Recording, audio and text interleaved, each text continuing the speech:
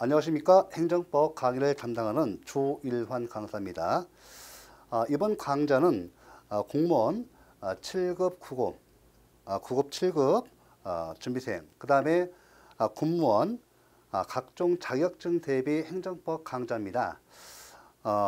이 강의를 진행하는 방향은 먼저 판서가 필요한 부분은 판서를 통해서 충분히 설명드리고, 또 책을 통해서 읽어서 들 부분은 읽어서 진행을 하도록 하겠습니다. 책은 이렇게 간략하게 요약이 잘 되어 있어서 이 책 한 권으로도 충분합니다. 이 책 저 책 볼 것이 아니라 한 책을 통해서 이렇게 처음에 나오는 부분에 있어서 처음 접하는 법률 용어가 낯설기만 하죠. 그렇다 하더라도 초지일관 처음부터 끝까지 한번 통독을 권합니다. 왜 그런가 하면 행정법 용어는 앞에 부분에서 나와 있는 용어가 사실은 뒷부분에 있는 용어가 요약돼서 앞으로 나오고, 또 행정법 법 책의 특성상 뒤에 강론이 있고요. 앞에 총론과 뒤에 강론이 있는데, 이 강론에서 사용되는 용어를 총론에서 이 관념화 체계화해서 앞에 요약해서 써놓고 있습니다. 그러니까 이 용어를 갖다가 뒷부분 거를 강론 내용을 갖다가 공부하지 않고 직접 처음에 이렇게 강의 시간에 듣게 되니까 굉장히 낯설고 좀 어려운 느끼지만, 이것이 한번 이제 가면 약 2주 내지 3주, 약 그 행정법 통론 정도 끝날 때 거의 5분의 1이죠. 이 진도가 나갔을 때 그때부터는 굉장히 쉬워집니다. 굉장히 쉬워지고 용어가 계속 반복되니까 그때부터는 가속도가 붙습니다. 그래서 처음에는 필기 위주로 공부하지 마시고, 여러분들 책이 다 나와 있으니까 제가 판서가 필요해서 판서를 하는 부분은 꼭 적을 필요는 없어요. 꼭 그 중요한 핵심 단어만 해당 관련 부분에서 메모를 통해서 이렇게 적어 놓으시고, 첫순환, 일순환 할 때는 이렇게 용어를 익히는데, 용어와 그 체계를 갖다 익히는데 중점을 두시고, 그 다음에 처음부터 끝까지 1회, 그러니까 꼭 1회 강좌를 갖다가 전부 다 쭉 들으셔야 돼요. 장점이 뭐냐면, 좀 도중에 모르는 용어라든지 궁금한 점이 있다 하더라도 그냥 넘어가세요. 그 이유는 이 행정법을 갖다가 이제 정복하기 위해서는 통독이 매우 중요합니다. 왜냐하면 법률 용어 자체가 매우 추상적이고 관념적이어서 선뜻 이해가 안 돼요. 그래서 처음에는 그냥 용어를 익히고, 뭐 예를 들면 뭐 행정입법이다, 행정행위다, 그죠? 행정계획이다, 뭐 행정주치다, 행정상 법률관계다, 공권이다, 이런 용어들이 생소하잖아요. 그렇다고 한다면 처음부터 이렇게 끝까지 쭉 한번 돌리고 나서 다시 들어가시면 체감 난이도가 50%가 떨어집니다. 또 이미 용어를 들었고 체계가 잡혀있기 때문에 그 다음부터는 그 이해도가, 용어에 대한 그 개념의 이해도가 높아져요. 그러면서 점차로 속도가 높아집니다. 일선할 때 2개월 걸렸다고 한다면 이 강좌를 두 번째 순환 다시 똑같은 내용을 갖다 반복하시는데, 이때 시간이 단축됩니다. 이제는 귀에 들리기 시작하고 또 내용이 이해되기 시작하니까 통독을 갖다가 이 강좌를 통해서 3번 정도, 최소한 2번, 3번 정도만 돌리면 행정법은 이 행정법 때문에 시험에서 떨어졌다는 말이 안 나와요. 그래서 일단은 여러분들 정독을 할 것이냐, 통독을 할 것이냐, 매번 논쟁이 많은데, 저희가 보는 관점에서는 예전에 은사님도 그렇고 선배님도 다 저를 공부할 때 그렇게 말씀하셨어요. 나중에 시간 지나다 보니까 정말로 그때는 통독을 하는 것이 더 효율적이고 능률적이었다는 그것을 이제 경험적으로 알게 되었습니다. 그래서 저도 이제 강의를 하면서 여러분들한테 안내할 때 통독 위주로 공부하시고, 정독은 한 2~3번 정도 이렇게 보시고 나서 그때 정독을 하셔도 좋지 않습니다. 왜냐하면 통독 과정에서 용어가 어느 정도 이해되고 그 다음에 체계가 잡히면 그 다음부터는 쉬워지거든요. 그 다음부터 내용 정리가 가능하고, 판례 요집, 판례 같은 경우도 전부 다 공부하는 것이 아니라 판례 요지만 시험 나오기 때문에 그 판례에 다 볼 필요는 없어요. 그 다음에 판례를 강조 좀 많이 하잖아요. 물론 시험은 다 판례 위주로 나옵니다. 근데 그 판례가 판례 원본이 나오는 것이 아니라 요약돼서 판결 요지만 나옵니다. 다시 말하면 우리 기본 이론 전체 체계에서 이미 판례의 입장, 판례의 태도, 판례가 말하는 그 요지가 전부 다 요약되어 있기 때문에 큰 걱정을 안 하셔도 됩니다. 그 다음에 제가 당부 말씀드릴 것은 일단은 판례 공부에서 이제 예를 들면 이거예요. 뭐 판례를 강조하면서 판례집에 이렇게 두꺼운 거를 고르세요. 그러시면 안 됩니다. 행정법 교재도 마찬가지고 판례 그 교재도 마찬가지고 두꺼우면 안 돼요. 시험은 판례 요지만 나오는데 뭐 그렇게 뭐 전공부에서 우리가 막 석박사 쓴 것도 아닌데 뭐 그렇게 하십니까? 그러지 마시고 판례도 기본 이론 과정 중에서 판결 요지 중심으로 공부하시고 특히 이제 판례에서 동종 사건 대법원에서 확립된 판결에서 입장이 어떤 태도 입장이 확립되어 있으면 그 동종 사건에 대해서는 그 개별 사례가 나온다 하더라도 저는 다 맞춰요. 왜요? 그 판결의 입장을 아니니까요. 각 개별 수백 개, 1년에 수백 개씩 나옵니다. 이 판례를 전부 다 어떻게 다 공부해요? 그죠? 그러니까 저 같은 경우는 어떻게 돼요? 중요한 판례, 리딩 판례만 공부, 다 교재 실려 있으니까 이거 위주로 공부하시되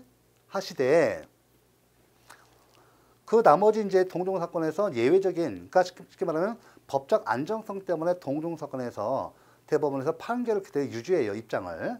그 법적 안정성 때문에 그렇습니다. 판례가 누구는 유죄, 누구는 무죄, 어떤 판례는 인용해주고 어떤 판례는 부정하고, 이렇게 해버리면 사법부에 대한 불신이 초래되고 우리 국민들이 법적 생활에 큰 법적 안정성이 침해가 오니까 일관되게 한 입장을 취해요. 다만 각 개별 사례에서 한 개 내지 두 개, 많아야 두 개, 그러니까 각 개별 동종 사건에서 한 개 내지 두 개만큼은 법적 안정성보다는 구체적 타당성 강조를 위해서 구체적으로 이 법적 안정성보다는 개별 당사자의 권익구제가 더 클 때는 이때는 어떻게 합니까? 예외적인 판례가 한 개 내지 두 개가 나옵니다. 그 판례는 우리가 이제 다 체크하고요. 시험 볼 때 또는 우리가 문제 풀이할 때 다 체크합니다. 그 문제가 안 돼요. 그 다음에 또 마지막은 판례 체크할 때 동종 사건의 판례에서 전원합의체 판결. 그동안 30, 40년 유지했던 대법원이 입장을 갖다가 판례 변경을 통해서 그 입장을 달리하는 전원합의체 판례 변경 판례만 체크하시고 이것도 마찬가지로 전부 다 우리 공부하실 때 교재에서 소개해 되어 있고 문제 풀이할 때 전부 다 이렇게 체크합니다. 그러니까 걱정할 필요가 없는 거죠. 뭐 보면 뭐 판례가 중요하다 싶다고 막 주에서 강조하고 출판사에서는 많이 강조했죠. 서점에서 많이 강조했지만 우리도 이제 판례집이 다 있어요. 하지만 두꺼운 거보다는 좀 얇은 거로 해서 판결 요지로 이렇게 요약된 판결을 갖다가 좀 이렇게 하시면 좋습니다. 좋습니다. 공부를 하시고 반복해서 자주 보는 게 좋아요. 한 책 두꺼운 거 이렇게 한번 돌리는데 막 몇 개월, 6개월 걸린다. 합격 못해요. 우리 학원 그 강좌라든지 우리 좀 현재 문전공에서 하는 이 책 정도면 아주 책이 잘 되어 있으니까 이 정도 개념을 잡으시고 컨셉이 문제집을 아주 좀 두툼하면서 거기에 상세하게 각 문항마다 다 해설을 자세히 해놓고 있어서 이걸 이용해서 한 챕터 끝나고 기본 이론에서는 각 개념 이렇게 충실히 잡으시고 공부하시고 그 다음에 여기서 내용 대략적으로 이제 제가 강의를 통해서 이렇게 줄거리 잡아드리면 그 나머지 세세한 것 또 중요한 것은 이미 기출 문제를 갖다 두텁게 이렇게 해서 문제집을 별도로 만들어냈어요. 문전공에서 충분히 남습니다. 너무 남습니다. 그러니까 책을 더 이상 늘리시면 안 되고 그 다음에 우리 교재는 꼭 그 준비를 해 주시기 바랍니다. 왜 그런가 하면 제가 시험 보러 가는 것이 아니에요. 전쟁터 나가는데 이 책이 없다는 것은 바로 기본고 병사가 개인 화기로서 이 소총을 안 들고 가는 것 똑같아요. 가면 어떻습니까? 총 맞는 수밖에 없어요. 내가 맞기 전에 총 쏘야 하는데 내가 맞을 수밖에 없죠. 그래서 이 책은 꼭 준비를 해주시고 더구나 이제 챕터 하나 끝날 때마다 우리 교재에 좀 기본서에 실려있는 기본 문제하고 그 다음에 아직 그 문제집은 별도로 볼 필요는 없어요. 일단 최소한 문제집을 볼 수 있는 그 실력 정도 되려면 최소한 1순환하고 2순환 정도 넘어갔을 때 최소한 기초 개념이라든지 체계가 잡혔을 때 문제를 갖다 접하는 것이 좋습니다. 1순환 하면서 할 때는 우리 기본서에 나와 있는 문제를 위주로 하되 우리 또 따로 별도로 기출문제 두 문제 해놓고 있으니까 요거는 이순환 정도 했을 때 1순환 먼저 돌려놓고 2순환 들어갔을 때 같이 이제 강의 기본 챕터 보고 나서 반드시 기출문제 챕터에 들어가서 문제를 갖다가 어떤 출제 경향과 지문을 익히셔야 돼요. 이렇게 해주시고 그 다음에 이제 여기 이제 꼭 제가 마지막 부탁 말씀드리는데 꼭 그 초제 일관 반드시 이번에 강의 시작하셨으면 행정법은 특히 행정법은 다른 과목도 그렇겠지만 행정법만큼은 처음부터까지 무조건 끝날 때까지 중단하지 마시고 그냥 들어주세요. 모르는 거는 모르는 대로 넘어가시면 돼요. 그러면 이제 요놈이 갔다가 뒤에서 앞에 부분 이해 안 됐던 것이 뒤에 가서 이해되고 뒤에서 이해가 안 됐던 것이 다시 앞에 부분 오시면 강의 듣다 보면 책을 읽다 보면 공부를 하다 보면 이해가 자연스럽게 된다.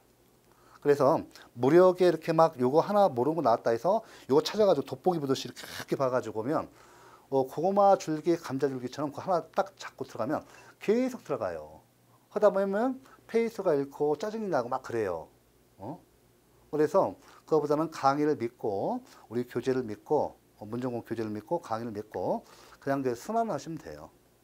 자, 최소한 2번 내지 3번 정도 기본 이론을 정독하시고 정독이 아니라 통독 통해서 강좌를 이용해서 강의를 들으시고 나서 이제 정독을 해 주시기 바랍니다. 일단 이렇게 제가 그 부탁이 말씀드렸어요. 그래서 강의 중단하지 마시고 처음부터 끝까지 가셔야 합니다. 만약에 중단하시고 다시 하시려면 얼마나 짜증나요. 시간 낭비고. 그 다음에 처음에 법과목은 이렇게 관념적인 추상적에서 끝까지 들어야 돼요. 도중에 중단하고 다시 뭐 2, 3주 뭐 쉬었다 오시면 다 까먹어요. 다 그 잃어버린 상태예요.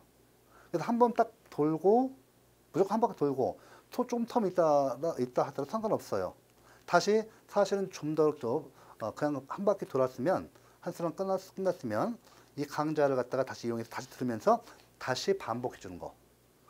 이 순환 때는 체감 난이도가 정말로 반 떨어집니다. 정확히 50% 떨어지고 시험에 실패할 리스크가 거의 줄어듭니다. 만약에 3순환 넘어가잖아요. 그럼 이 사람은 공무원 시험 준비가 돼 있다고 봐요. 저는. 이 사람은 내년에 합격합니다. 그런데 제일 답답한 게 이게 좀 하다 보니까 어려우니까 뭐 사회 했다가 사회다 보면 또 어려워요. 만만치 않거든요. 그럼 다 행정하겠다가 행정했다가 또 사회 행정법고 이렇게 하면 시간이 보통 뭐 5, 6개월, 6개월, 1년 그냥 가버립니다. 그러니까 행정법은 어차피 시험에서 효자 과목이고 또 우리 책 이외의 것은 나올 수가 없습니다. 저희들은 딱 그게 제일 좋아요. 딱 범위가 정해져 있고 그 범위 내에서만 시험 문제를 출제할 수 있습니다. 그 범위를 벗어나서는 출제할 수가 없습니다. 행정법은 이제 체계 학문, 법과목으로서 체계 학문이어서 이런 장점이 있다는 거. 아주 고척점입니다. 그래서 보통 합격생들이 90점을 맞고 이렇게 합격하시고 약 2문제는 어쩔 수 없어요. 그러면 신이 아닌 것은 못 맞춥니다. 그래서 그 문제는 이제 2문제 틀린다 하시더라도 가급적이면 하나 더 맞추려고 노력하시고 그렇다 하더라도 2문제 틀린다 하더라도 행정법은 90점이 안정적으로 나옵니다. 참고하시고 오늘 첫째 날이니까 그럼 진도를 조금만 나갈게요. 첫째 날이고 그 다음에 첫 강의니까 조금만 나가겠습니다. 둘째 강의서부터는 정상적으로 이렇게 빠르게 좀 나가도록 하겠습니다. 먼저 여러분들 우리 행정법에서 제일 기초적인 걸 좀 배우고 가셔야 돼요.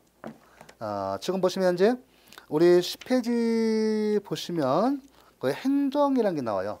그러니까 지금 현재 제 1편 그죠? 행정법 총론 중에서 행정법 총론과 강론으로 되어 있는데 총론 중에서 행정법 통론. 그러니까 행정법 강론에 보시면 뭐 경찰행정법, 급부행정법, 공용행정법, 환경행정법, 경제행정법, 그죠? 재무행정법 엄청난 게 많아요. 우리 공무원이 100만이 됩니다. 좀 100만이죠. 현재 공무원이 약 100만이 드는데 그 100만이 담당하는 이 행정력은 너무나 광범위해요. 그래서 우리 행정법은 아직 통일된 법전이 없고 각각의 행정법 강론에서 이렇게 별도로 이렇게 단행법으로 되어 있습니다.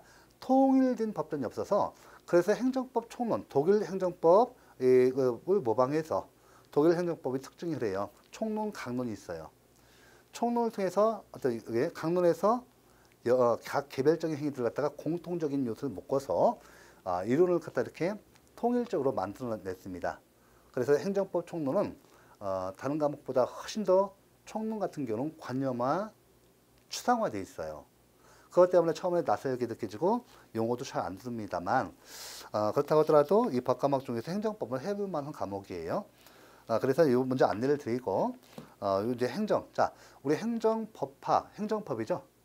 행정법인데 요 연구 대상으로서 이제 행정을 좀 보고 그 다음에 통칭위까지 이번 시간 볼 겁니다. 그러면 먼저 이거 간단히 기초 개념이니까 보고 가셔야 돼요. 왜? 행정법은 헌법의 구체화법이다라는 게 베르너의 견해인데 이게 오늘날 일반적인 견해입니다. 그래서 행정법이 어떻게 나오는가를 봐볼게요. 먼저 우리 국가의 최고법이죠. 공법으로서 협의공법으로서 헌법이 있어요. 최고법이죠, 법이. 그런데 행정법이 어떻게 나오는가 하면 이 헌법이 구체법인데 자, 헌법은요. 보시면 여기 기본권편이 있어요. 크게 헌법은 기본권편이 있고 통치권편이 있습니다. 그죠? 우리가 중고등학교에서 사회에서 배우셨을 거예요. 헌법은 국가의 근본법이에요. 최고법이죠. 그런데 좀 이것은 국민의 기본권을 갖다가 헌법이 보장하고 있습니다. 자, 헌법은 국민의 기본권을 보장하기 위해서 이 통치권편을 다시 지정하고 있죠. 이것이 통치권 보시면 이것이 뭡니까?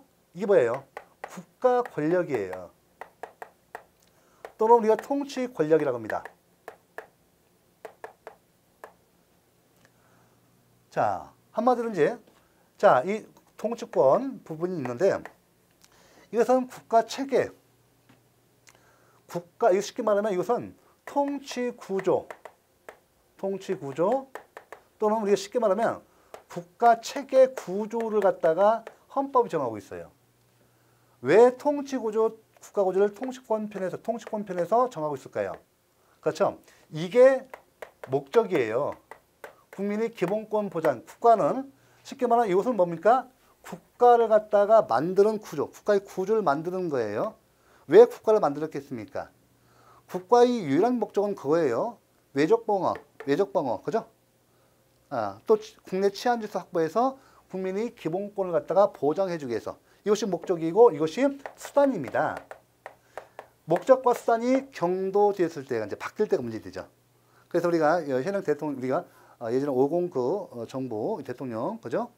그때 처벌했었죠, 그죠? 그리고 전두환 대통령과 노태우 대통령이 그때 처벌 받으셨습니다. 그죠? 이 주객이 전두된 거죠. 바로 잡았어요. 그래서 이 국가는 존립 목적이 국민의 기본권 보장을 위해서 존립하는 겁니다. 그래서 수단인데 이 하나의 국가 권력, 하나의 통치 권력을 이렇게 하나로 뭉치면 막강해져요. 그래서 근대 국가에 와서 이 국가 권력이 어떻게 돼요?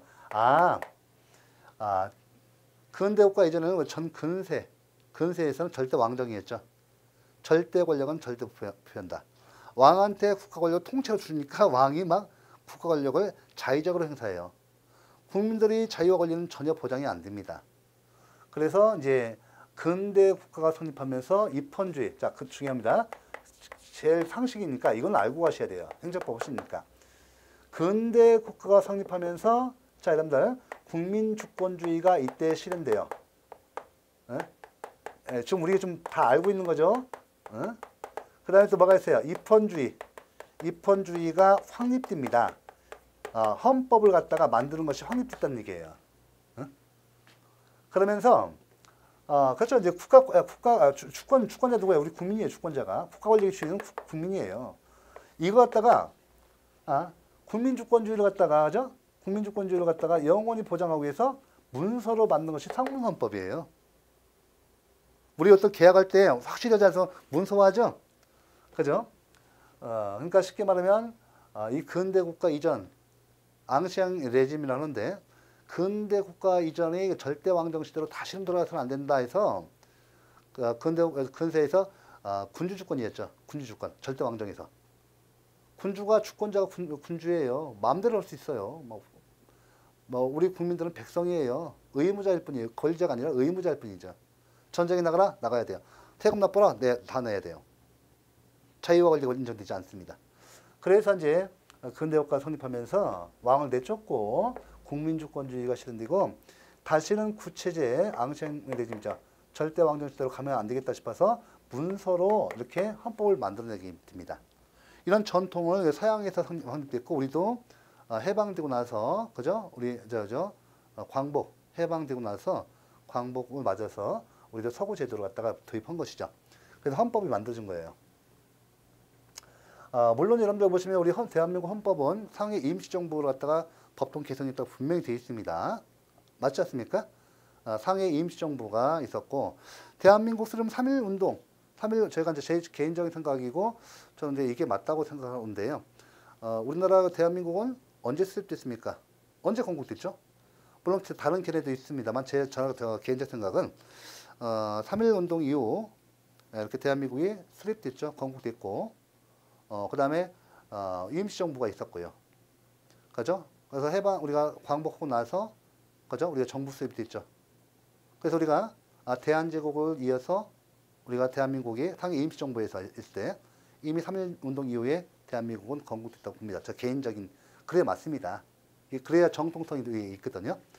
자, 이건 별도로 하고 제가 중요한 우리는 이제 시험을 해야 하니까 시험을 위해서 공부를 하니까 이 국가 권력을 통치 권력을 갖다가 한 사람에게 왕에게 다 줬던 문제되니까 이 국가 권력을 삼권 분립이에요. 삼권 분립, 그죠? 몽테스키의 삼권 분립. 권력 분립은 다 아실 거예요. 이 기초 개념을 해야만이 이제 이 행정법을 갖다가 행정법이 왜 이런 체계가 되어 있고 헌법에 이런 구조가 되어 있구나. 헌법이 구체법인데 행정법을 좀 더 이해할 수가 있어요. 많이는 않습니다. 우리는 관련된 것만 하니까요. 그래서 여기에서 삼권 분립, 권력 분립이 됐죠. 그래서 하나의 국가 권력을 통치 권력을 갖다가 어떻게 했어요? 그렇죠? 이렇게 되죠. 권력 분립에서 어떻게 돼요? 그죠? 하나의 국가 권력, 그죠? 국가 권력. 제가 그림을 표시할게요. 하나의 국가 권력을 이렇게 그죠? 갖다가 어떻게 돼요? 입법권, 그죠? 입법권, 행정권, 사법권으로 이렇게 나눕니다. 이게 삼권 분립이죠. 권력 분립이죠. 하나의 국가 권력을 이렇게 쪼개놔요. 쪼개놔서 서로 견제와 균형을 갖다 유지하도록 되죠. 그러면 권력 분립은 하나의 수단적 원리예요. 서로 국가 권력끼리 견제와 균형을 통해서 국가 권력이 자유적 행사를 막는 거예요. 그럼으로써 국민의 기본권을 갖다 보장받는 것이죠. 이런 구조입니다. 자, 그래 우리 입법권에 의해서 입법권은 누가 있어요? 의회. 우리 의회 또는 국회죠. 의회가 주고. 그다음에 이 행정권은 누구? 정부에 주죠. 정부. 정부는 협의 정부예요. 행정부를 말합니다. 그다음에 이 사법부에 뭘 줘요? 법원을 줍니다. 법원에게 주죠. 법원에게 주죠. 그래서 어떻게 돼요? 자, 이렇게 하죠.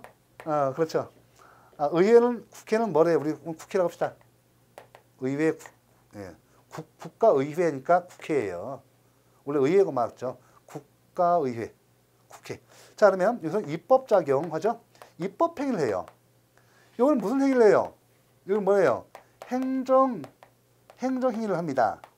이건 뭐예요? 행정활동, 입법활동, 행정활동, 입법작용, 입법활동, 행정작용, 행정활동 같은 말입니다. 법원은 뭐예요? 사법작용을 합니다. 이렇게 해요. 그래서 보시면 여러분들 여기 권력 분립이 되어 있죠? 봐보세요. 여러분들 이 권력 분립에서 보시면 자, 의회가 입법을 통해서 뭐를 만들죠? 뭘 만들어요? 입법 이거. 법률을 만들죠? 법률. 이 법률을 제정해요. 국회 입법 형식이 법규범을 법률이라고 합니다. 그래서 앞으로 제가 상식인데 계속 나오니까요. 국회 입법 형식이 법규범이면 형식적 의미의 법률이라고 합니다. 형식적 의미의 법률이라고 합니다. 그러면 자, 우리가 그죠? 삼권 분립에서 헌법은 국가 권력을 삼권 분립하면서 입법권을 의회에게 줬죠. 쉽게 말하면 이게 뭐예요? 국회, 정부, 법원은 결국 이건 뭐예요? 국가기관이에요. 국가기관이 됩니다. 그죠? 국가 권력을 국가기관에 맡겨요. 국가기관에 이건 뭐예요? 그럼 결국은 이건 뭐예요? 이건 이건 뭐예요? 이건 뭐예요? 국가 작용이죠. 국가 작용. 국가 목적 실현을 위한 국가 작용을 이렇게 한단 말이에요. 그래서 국가 권력으로서 입법권, 행정권, 사법권, 국가기관으로서 입법기관인 국회, 행정기관인 정부, 사법기관인 법원. 그러니까 우리가 의회 입법기관, 정부 행정기관, 법원 사법기관 이렇게 바꿔 얘기합니다. 그러니까 입법부, 행정부, 사법부 이렇게 얘기도 하지 않습니까? 자, 그래서 우리가 의회 입법부는 입법활동을, 정부는 행정활동을, 법원은 사법활동을 합니다. 자, 이제 근대국가가 성립하면서 권력 분립이 이루어지고 나서 드디어 이 행정관념에 대응하는 개념에 대응하는 입법과 사법, 그죠? 권력 분립을 전제로 해서 입법과 사법에 대비되는 이 행정 개념이 드디어 근대국가에서 성립했다는 것이죠. 이게 이제 기본적인 거고. 그러면 지금 우리가 이제 행정에서 이제 우리가 첫 번째 행정법학을 우리가 공부를 하고 있습니다. 행정법은 행정법학이 연구 대상입니다.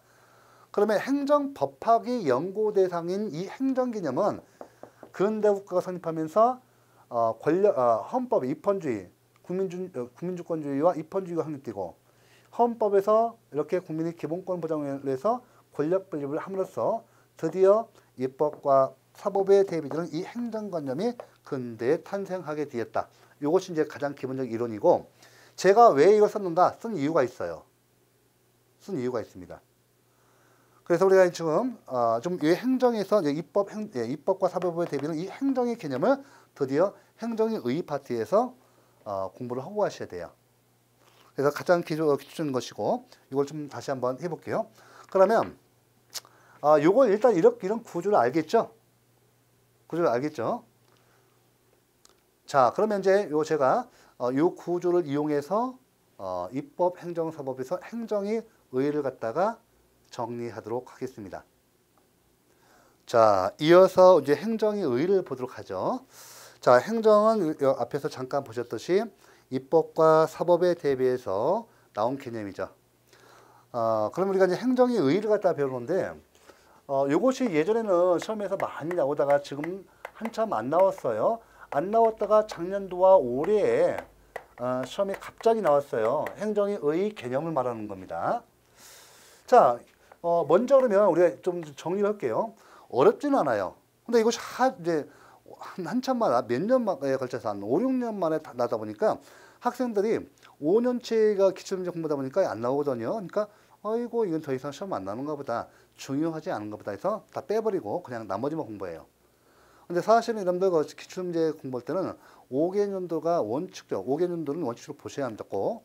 하지만 제가 아는 상식선에서는 10년치를 해야만이 안전합니다. 시험이 출제위원들이 보통 3, 4년마다 돌아가기 때문에 3년, 예, 그죠? 3, 4년 전에 나왔던 그 출제위원들이 다시 들어오는 경우도 있지만, 또 그분이 빠지고 그 전에 냈던 출제위원들이 들어올 가능성도 큽니다. 그럼 그때 냈던 교수님들이 다시 출제하니까 그 출제 기획이 따라가는 거예요. 그러니까 한 5, 6년 전에 그 출제 기획은 따라갈 수 있는 겁니다. 그래서 여러분들 꼭 10년치 공부를 하시고요. 그래서 이게 갑자기 작년도에 서울시도 나오고 올해 또 지방도 나오고 해서 이 문제를 정리를 하겠습니다.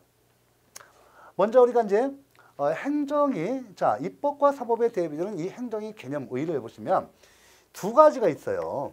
두 가지가.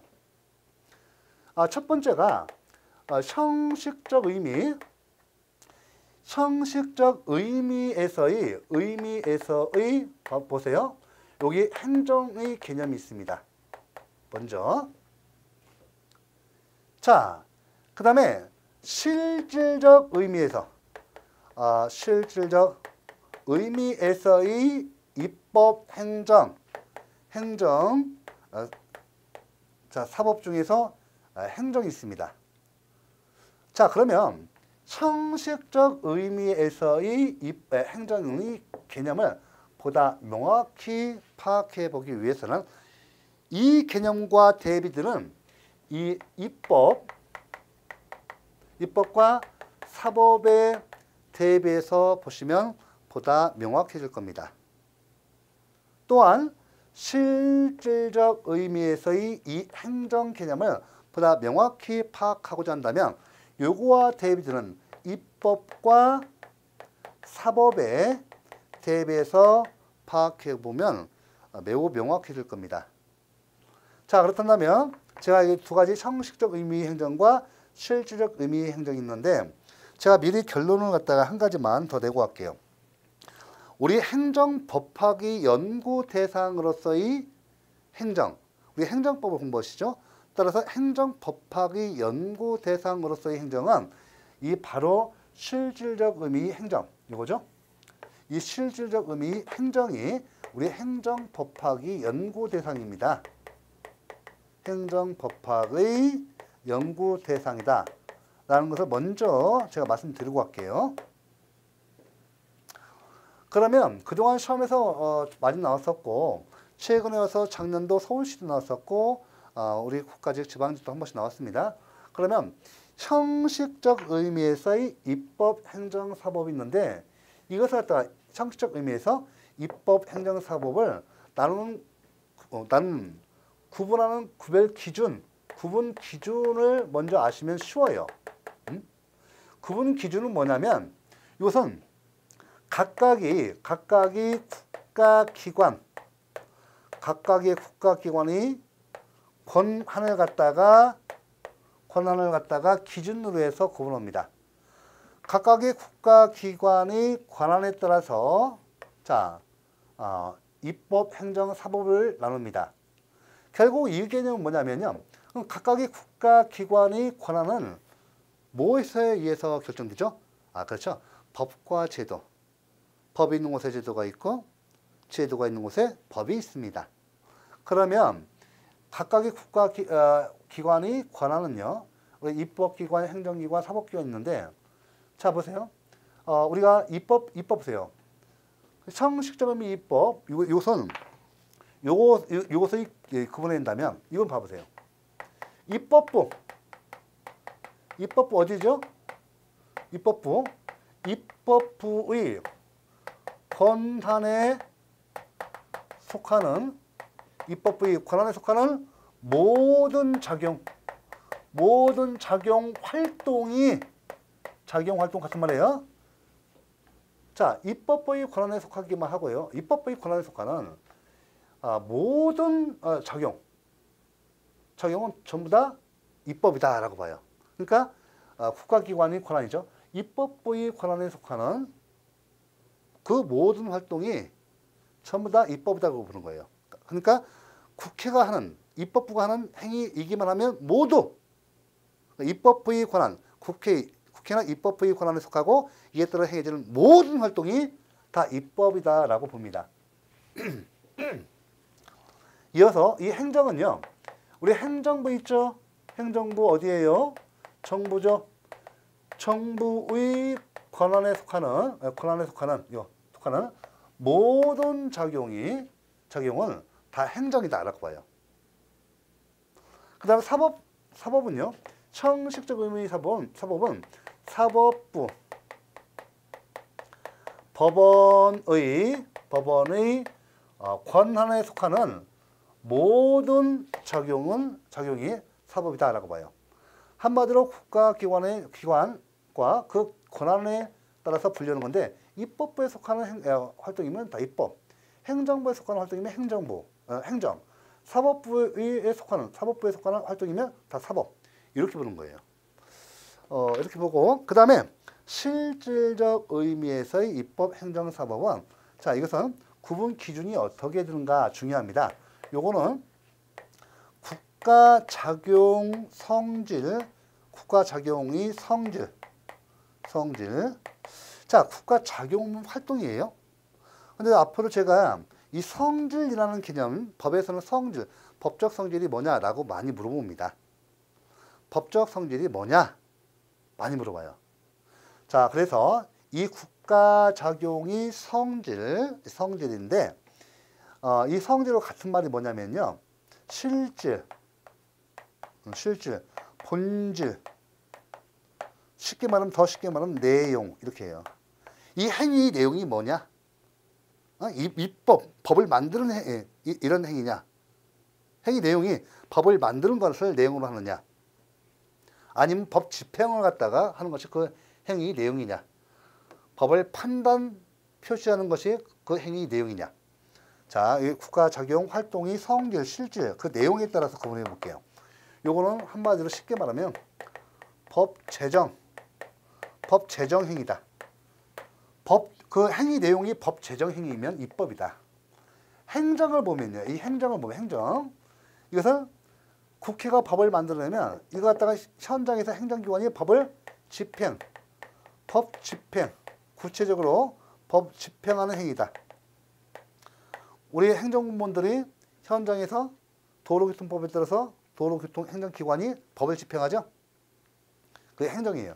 이 행정은 그 본래적 의미가 법 집행을 의미합니다. 자, 사법도 마찬가지예요. 사법도요.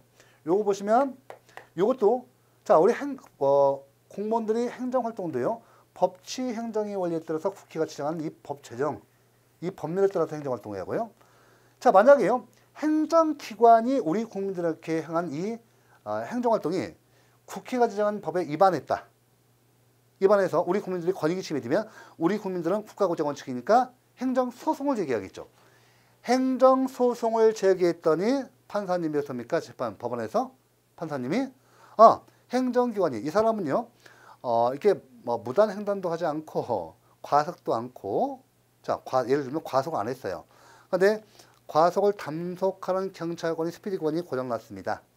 이 사람은 정상적으로 고속도로에서 제한 속도 100km를 갖다가 따라서 이게 차량 갖다가 운행하고 있었습니다. 그런데 경찰관이 갑자기 찍었는데 이것이 140, 150 나왔어요. 스피드권 고장입니다. 저는 이제 블랙박스가 있어요. 다 표시됩니다. 그러니까 너는 100km 제한 속도를 지키고 갔는데 갑자기 경찰이 쫓아가지고 이렇게 당시에는 과속을 하셨습니다. 그죠? 이 스피드권 이걸 고장났는지 모르고 그렇게 하는 거 단속하는 거예요. 가지고 우리 국민들 항의를 하겠지만 어떻게 돼요? 아닙니다. 제가 맞습니다. 자, 불만 있으시면 법원에 소송 제기하세요. 주죠. 그 자리에 때리면 안 됩니다. 큰일 납니다. 과속에 대한 범칙금이라든지 벌금 통지서 찢으면 안 돼요. 공문서 효용훼손죄 들어가고 공무집행 방해죄가 때리면 공무집행 방해죄가 돼요. 폭행 협박을 통해서 공무집행을 방해면 공무집행 방해죄 큽니다. 조심해야 돼요. 그거 안 되고 정 불만 있으시면 가서 소송 제기하세요. 이렇게 하고 딱 띄우고 가지 않습니까? 그러면 나는 억울하면 국가고정 원칙이니까 행정소송을 제기하죠. 범칙은 어떤 부가처분이라든지 벌금 부가처분, 행정처분이죠. 도로교통 경찰 행정처분이에요. 이건 행정사건입니다. 행정소송 최소 소송을 제기했습니다. 그럼 법원에서 이걸 판단하죠. 스피드권 가져와라. 당신 블랙박스 가져와보세요. 목격자가 있으면 목격자 부르세요. 따져보죠. 했더니 나중에 알고 보니까 스피드권이 고장났어요. 그러니까 판사님은 경찰관 A 경찰서장이 이 사람에게 아니면 지방경찰청장이 이 사람한테 과속으로 이렇게 위반한 것에 대해서 벌금 부과했다. 뭘 부과했다. 어떤 처분이 있다 하면 그것이 위법이다. 위법이라고 선하고 취소 판결을 내립니다. 취소 판결은 뭔가 무효화시키는 거죠. 그래서 이거 갖다가 뭐라고 한다고요? 법 판단 선언작용이라고 해요. 법 판단 선언작용이라고 합니다. 이렇게 해요. 아시겠죠? 그래서 똑같이 이 밑에 판사님도 국회가 지정한 도로교통법에 따라서 이렇게 판단하는 거죠.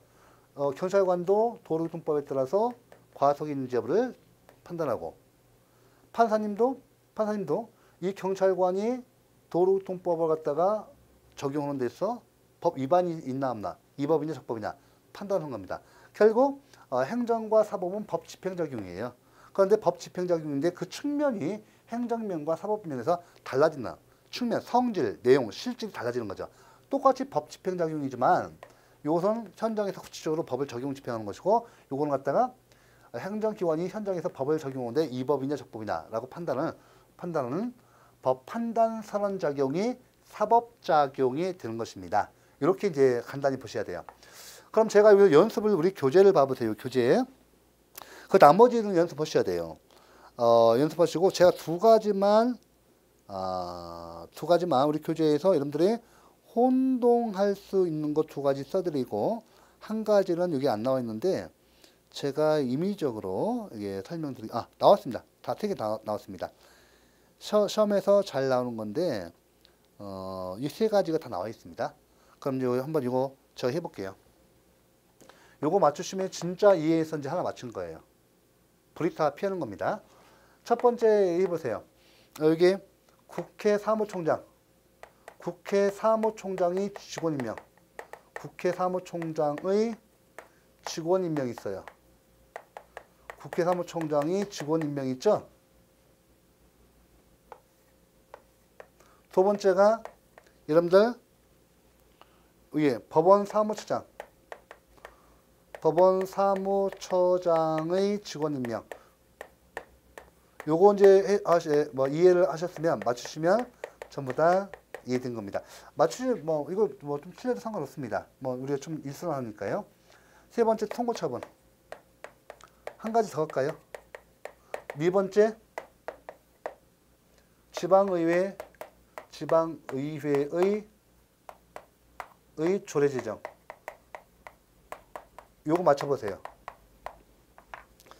맞추시면 실력이 있으신 겁니다. 이해된 거예요. 이거 형식적 의미가 뭐예요? 국회 사무총장이 직원 임명. 형식적 의미에서 입법, 행정, 사법 중에 어디에 해당됩니까? 입법, 그죠? 입법. 법원 사무처장이 직원 임명은 형식적 의미에서 어디에 해당돼요? 사법이죠? 이렇게 사법. 통고처분은 아마 안 배워서 개념 이해가 안 돼서 이 통고처분은 형식적으로 누가 해요? 이건 행정기관이 하는 겁니다. 아직 통고처분 그 내용 의의를 모르시니까 그냥 이건 그러니 하십시오. 형식적 의미에서 뭐라고 이거? 누가 한다고요? 행정기관의 권한이니까 행정이에요. 행정. 이 지방의회 조례제정은 누구예요? 이건 형식적 의미에서. 자, 힌트 드릴게요. 이것도 어려울 거예요. 지방의회는 입법기관이 아니라 법 형식적으로 행정기관입니다. 그래서 우리가 형식적 의미에서 뭐예요, 이건? 이거. 그러니까 행정이죠, 행정. 행정. 이렇게 하는 겁니다. 그 실질 한번 파악해 볼게요, 실질. 보시면, 국회 사무총장의 직원 임명 실질 봐보세요. 이거 실질 뭐예요? 국회 사무총장이 자기 마음대로 막 직원 임명합니까? 친척? 난리 나죠, 그러면. 결국, 그렇죠? 법원공무원법과 법원주직법과 법원공무원법에서 이거 다 직원 흠결이 생기면 이 법원공무원법과 법원주직법에 따라서 법을 집행하죠. 그래서 이거는 행정이 드는 거예요. 행정. 법원 사무처장의 직원 임명도 마찬가지예요. 법원공무원법 있고 법원주직법 있습니다. 그죠? 요거 있어요. 요거 있으니까 형식적으로 이게 실질적으로 뭐예요?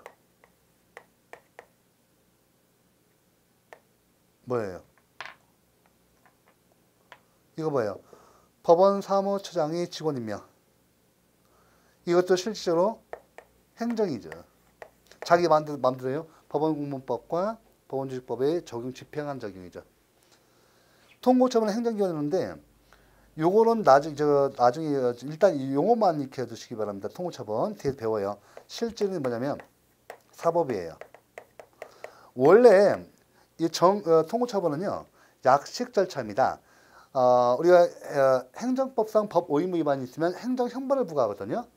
행정법 의무 위반 사항에 대해서 행정형벌을 부과할 때 행정형벌은 형법상 형벌을 부과하는 거예요. 그러니까 행정법상 의무 위반인데 형법상 형벌을 부과해요. 얼마나 강력해요. 그러니까 그것은 정식 형사소송 절차에서 부과합니다. 법원이 부과하죠. 재판을 통해서. 그런데 또 경미한 사항 각 개별법에 경미한 사안이 있어 법원까지 안 가고 행정기관 선에서 끝납니다. 그죠? 그래서 우리가 예를 들면 이런 거죠. 도로교통법상 무단횡단을 하죠. 그럼 이런 소위 딱지 뜬다고요. 딱지. 딱지를 댄다. 경찰이 딱지를 띄었다 이렇게 해요. 딱지가 아니라 법적 용어가 통고처분이에요. 그 용어 가보면. 이거 범칙금이라고 하더니 통고처분 받으면 나 5만 원 부과하지 않습니까? 부당하다 걸리면 500만 원이나 5만 원 범칙금 물려요. 이것은 경찰서장선에서 끝나는 거예요. 내 납부면 끝나버려요. 전고가 안 됩니다. 법원이 형사재판 받아야, 법원이 재판을 받아야 전고가 되는데, 그런 걸 막기 위해서 경미한 범죄에 대해서는 경미한 형벌을 부과해요. 근데 이것은 정식 형사 절차가 아닌 최종적으로 법원이 부과하는 것이 아니라 행정기관에서 부과합니다. 그래서 이제 이것은 경미한 사항에 대해서 행정기관의 혐의로 준사법행위 통고처분은. 그래서 실질 내용은 사법입니다. 그리고 지방의 조례정법 실질이 뭐예요? 조례정정 입법이에요. 이렇게 이제 문제가 짝짓기 나와요. 짝짓기 나옵니다. 이어서 통칭의를 보도록 하죠. 두 번째 통칭이 나왔는데, 먼저 여러분들 그 통칭이 들어가기 전에 그 위에 도표 형식적 의미 행정과 실질적 의미 행정은 연습해 보세요. 제가 판서를 통해서 연습을 했습니다. 그 다음에 통칭의 부분은 요건 잠깐 이제 더 설명을 드릴 필요가 있는데, 자, 우리가 권력 분립을 하고 있죠. 그래서 권력 분립에 한다면 맨 위에 뭐가 있어요? 입법권에 의한 입법작용이 있죠. 그 다음에 행정권의 행정작용이 있습니다. 그 다음에 사법권의 사법작용이 있어요. 이렇게 있는데, 보통 보세요. 보통 우리가 행정부 수반 누구죠? 행정부 수반 누구예요? 우리 다 알듯이 대통령이죠. 대통령이에요. 이 대통령은 행정부 수반이면서 국가 원수입니다. 자, 이 행정권 수반인데 행정권을 받았죠. 그러면서 국가 원수입니다. 그런데 행정부 수반으로서 대통령이 이 행정은, 자, 국회가요. 국회가 입법을 통해서 형식적 의미 법률을 제정합니다. 법률을 제정하면, 그렇죠. 자, 이때 이 법률에 따라서 행정작용과 사법작용이 집행됩니다. 쉽게 말하면 국회가 입법으로서 법률을 제정하면 이때 행정부 수반인 대통령과 우리 법원은 이때 법 집행작용을 하죠. 법 집행작용으로서 행정과 사법작용을 해요. 행정작용과 사법작용을 합니다. 이때 행정작용은 누가 한다고요? 대통령이 하죠. 그러면 국회가 제정한 이 법률에 따라서 행해지는 법 집행작용으로서 이 행정을 갖다가 뭐라고 해요? 대통령이 수행하는데 이것을 일반 행정작용 또는 이건 뭐라고 해요? 일반을 갖다가 보통 행정작용이라고 합니다. 맞죠? 그러면 여러분들 우리가, 자, 이때 보시면 법치주의, 헌법에 합치는 합헌적 법률을 갖다가 국회가 만들어내면 이때 행정부 수반인 대통령과 법원은 예를 들면 도로교통법이면 도로교통법을 갖다가 도로교통 행정기관을 통해서 대통령을 도로 현장에서 집행하고요. 또 우리 법원은 도로교통법에 근거해서 이 행정부 수반인 대통령이, 그죠? 어떤 이 사람 아까 보셨듯이 과속을 안 했는데 과속을 했다고 해서 차고에서 여기다 불법하게 위법하게 여기다 뭐 범칙금 벌금 물렸다. 이렇게 하면 어떻습니까? 이 행정부 수반은 위법한 행정활동이죠. 이에 대해서 우리 국민들은 위법한 행정작용을 통해서 권익이 침해되면 이때 법원에 소송을 청구하죠. 그렇죠. 이 집행 누구한테 해줍니까? 우리 국민에게 해주죠. 우리 국민들은 이렇게 위법한 행정작용을 통해서 도로교통법에 위반되는 이런 위법한 행정작용을 통해서 나의 권익을 침해하니까 나는 법원에 소송을 제기하죠. 이렇게. 그죠? 이게 그러면 사법작용이 행해집니다. 근데 보통의 행정작용은 이와 같이 이 법치주의가 적용돼요. 그러니까 법치주의가 행정면에서 뭐라고요? 법치행정의 원리. 지금 이렇게 들어놓으시면 됩니다. 이 법치주의가 행정면에서는 법치행정의 원리. 또 사법면에서는 법치주의가 어떻게 실현돼요? 우리 재판관은, 법관은 오로지 헌법과 법률에 따른 직업적 양심에 따른 재판을 해야 돼요. 법치주의가 행정면뿐만 아니라 사법면에서도 그대로 적용되죠. 우리 재판관은 오로지 헌법과 합헌적 법률에 따라서 직업적 양심에 의한, 이거 종교적 도덕적 양심이 아니에요. 직업적 양심에 따른 재판 활동을 해야 합니다. 그래서 법치주의가 다 양쪽에 다 법 집행 적용에 다 적용이 있는 거예요. 그러면 제가 왜 이것을 강조하는가 하면 이유가 있습니다.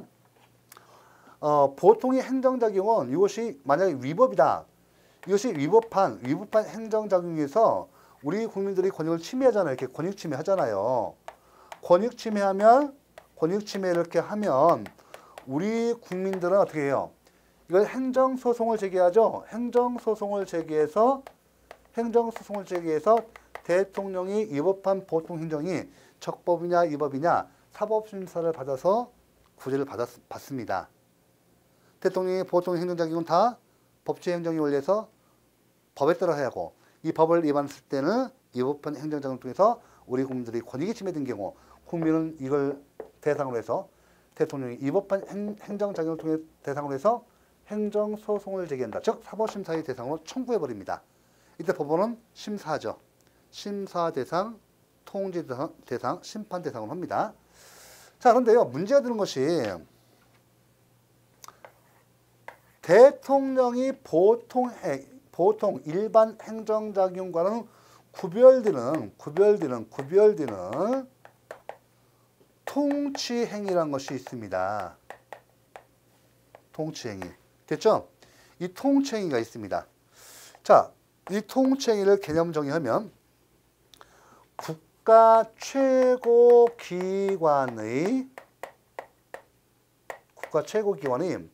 고도의 정치적 행위에 의해서 사법심사 대상으로부터 배제.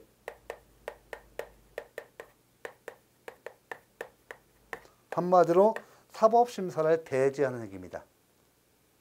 대통령이요, 행정부 수반이면서 국가원수로서 국가 최고기관에서 고도의 정책 행위를 했을 때는 법원이 사법심사 대상으로부터 배제되는 겁니다. 이것이 법원의 사법심사는 뭡니까? 국가 최고기관의 고도의 정책 행위, 통치행위는 이것이 적법이냐 위법이냐를 갖다가 법원의 판단 대상으로부터 배제받는 특권을 인정한다는 것이죠. 이게 중요하죠. 이때 중요한 것은 뭐냐면 통치행위 주체입니다. 통치행위 주체인데 이때 주로 누구라고요? 주로 대통령이에요. 주로 대통령이옵니다. 그 다음에 정치기관인 국회도 일부가 가능합니다. 그러나 법원은 안 돼요. 법원은 비정치기관이어서 안 되고 헌법재판소도 다루서야 된다면 안 된다고 봐요. 됐죠? 고도의 정치기죠. 일반적인 행정작용, 대통령이 행정부 수반으로서의 일반적인 보통 행정작용은 사법심사 대상이 되는데 이것은 안 돼요. 안 된다는 거예요. 이게 통치행위를 인정하는 실익입니다. 됐죠? 자, 그러면 우리 교재를 정리하도록 하죠. 그래서 통치행위 인정 여부 우위를 말씀드렸어요. 다 드렸고, 통치행위 인정 여부에서 걔네들이 통치행위 부정설, 긍정설이 있는데 통치행위 긍정설이 현재 통설 판례입니다. 판례도 인정하고 있습니다. 자, 우리 11페이지의 판례의 태도가 중요합니다.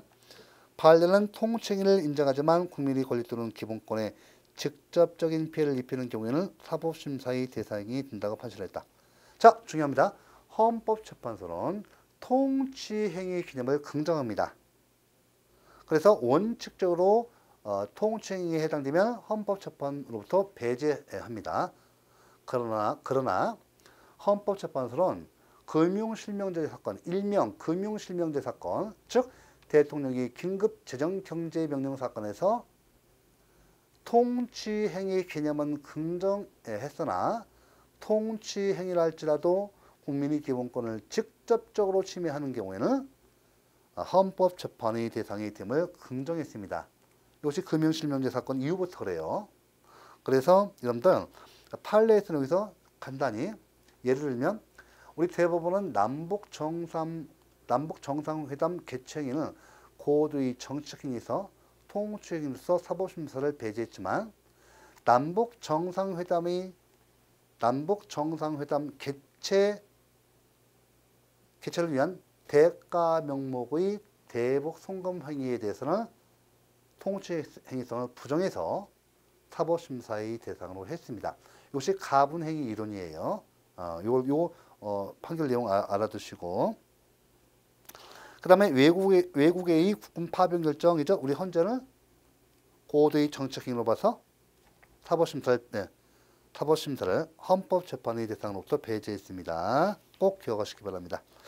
제가 설명드린 거 있고 우리 교재를 보시면 12페이지에 통치행위에 대한 개별 사례, 통치행위 인정, 부정행위. 다시 한번 여러분들 정리해 주시기 바랍니다. 일단 첫 시간에서 이렇게 가장 기초적인 개념 행정의 의의와 이 행정이 일반 보통 행정과는 구별되는 고도의 정치적인 통치행위에 대해서 정리를 해봤습니다. 자, 이번 시간은 이것으로 정리하도록 하겠습니다. 수고하셨습니다.